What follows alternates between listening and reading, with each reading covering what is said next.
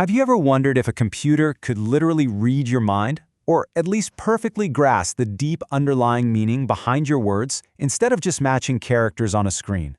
Well, that is the pure magic of embeddings. Let's jump right into this explainer and see exactly how this magic works and how it links up with vector databases and RAG to build what's basically the holy trinity of modern enterprise AI. So, how does a computer actually understand human meaning?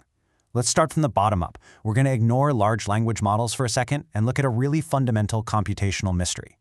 How do you teach a literal-minded, exact matching machine to actually get human intent? Computers are absolutely brilliant at telling you if two things are identical, but by default, they're terrible at telling you if two things just mean the same thing. Take a look at these two phrases. How do I reset my password? And I forgot my login credentials. Help. They share almost 0 characters, literally. A traditional keyword search, which just looks for overlapping letters, is going to completely miss this connection. But you and I, any human, instantly knows they mean the exact same thing. We just need a way to translate that instant human intuition into a format a computer can actually chew on. And that's exactly where embeddings come in. They literally turn human meaning into math. An embedding model takes a chunk of text and spits out a mathematical object called a vector. Now, a vector is really just an ordered list of numbers of a fixed length. Think of it kind of like a set of GPS coordinates, where each number represents the data's value along a specific, abstract axis. It quite literally plots our words onto a geometric map. But the scale here is just wild. We aren't plotting points on a flat, two-dimensional piece of paper. Common, real-world embedding models don't just use 2 or 3 dimensions. No. They map a single idea into a mind-bending 1,536-dimensional space.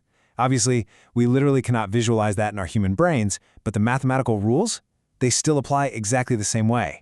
So here is the absolute key takeaway. Things with similar meanings are mathematically pulled closer together in this massive space. The model is trained specifically so that geometric distance becomes a literal stand-in for semantic similarity. We measure this closeness using something called cosine similarity. So instead of measuring a raw straight line between 2 points, it measures the angle between their vectors. If they're pointing in roughly the same direction, boom, they mean roughly the same thing. Let's look at an example. The cat sat on the mat, and a feline rested on the rug. They're describing the exact same vibe, right? So they rest geometrically super close to each other. Meanwhile, a phrase like the stock market fell sharply today lands in a completely unrelated, mathematically distant corner of that space. If you search, where did the cat sit, the system grabs the closest points. It instantly finds the feline and totally ignores the finance. Okay, let's level up, because once you convert, say, millions of internal company documents into these vector coordinates, you hit a pretty massive wall. Checking a new search query against 10 million stored vectors one by one, like a brute force linear search, is going to be impossibly slow. Your system would basically just freeze. Enter vector databases. These are specialized storage systems that use a super clever trick called approximate nearest neighbor, or ANN search. And approximate is the magic word here. You're trading away just a tiny fraction of accuracy, a really negligible chance of missing the absolute perfect match, for a multi-order of magnitude increase in search speed.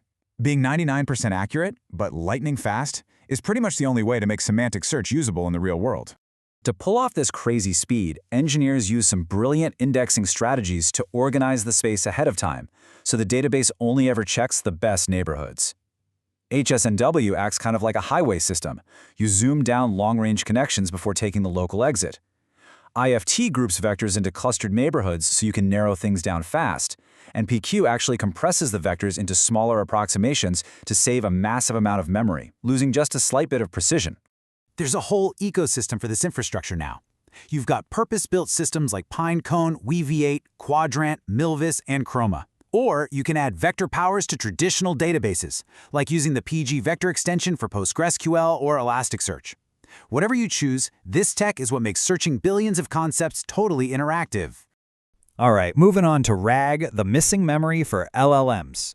So large language models have limited context windows, right? They can't just memorize all your proprietary data.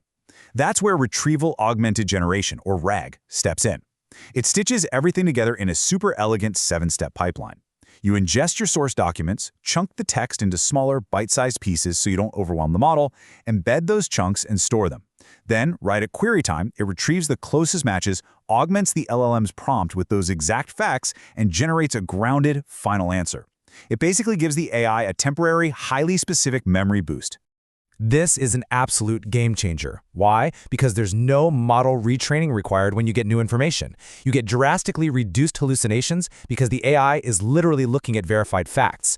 You get built-in traceability and citations. It can tell you exactly where it got the answer. Plus, you get secure access to your private, proprietary data without ever leaking it. But alright, reality check time. Let's look at where RAG goes wrong. Because as cool as this pipeline is, if any single link in that chain breaks, things can go hilariously or dangerously off the rails. You might run into retrieval failure, where it just totally misses the right chunks.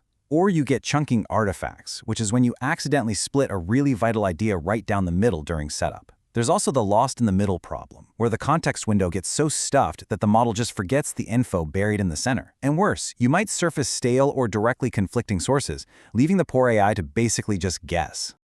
Thankfully, developers are all over this. To fix these headaches, they're layering on things like hybrid search, which combines our fancy vector math with classic keyword search to catch exact things like product numbers. They use re-ranking models to sort the retrieved results for way higher precision.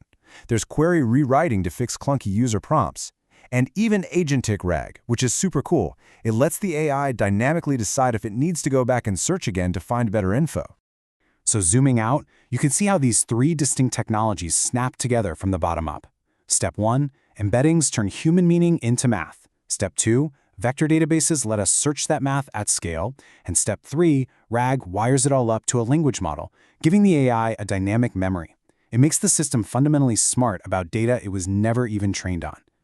I'll leave you with this provocative thought to ponder.